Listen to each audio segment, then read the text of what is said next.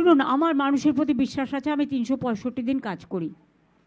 দুর্গা পুজো থেকে শুরু করে, কালী পুজো থেকে শুরু করে, গুরুদ্বারা থেকে শুরু করে, মানস্তম্ভ থেকে শুরু করে, ঈদ থেকে শুরু করে, আমি সব কটা দায়িত্ব এবং দায়বদ্ধতা সারা বছর 365 দিন ধরে পালন করি।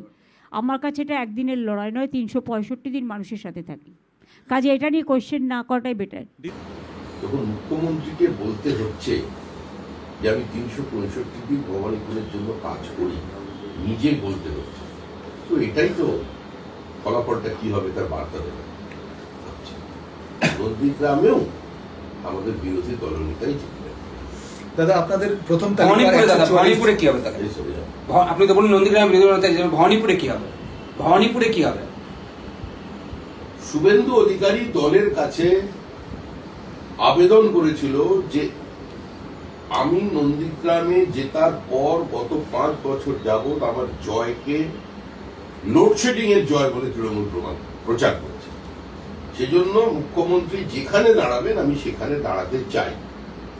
আমাদের সংসদীয় বোর্ড শুভেন্দু অধিকারীর আবেদন স্বীকার করেছেন এবং তাকে ভবানীপুর থেকে লড়ার ব্যবস্থা করে দিয়েছে। নন্দীগ্রামে তো তৃণমূল কংগ্রেস হেরে গেছে, হেভিওয়েটিতে দাঁড়ানোর কথা ছিল। কত জল্পনা কল্পনা চলছিল গত 1 বছর ধরে। নন্দীগ্রাম ছেড়ে দিল আগে, এবং শুভেন্দু অধিকারী ওইখানে কনসেন্ট্রেট করবে। ভবানীপুরেও শুভেন্দু ছিল।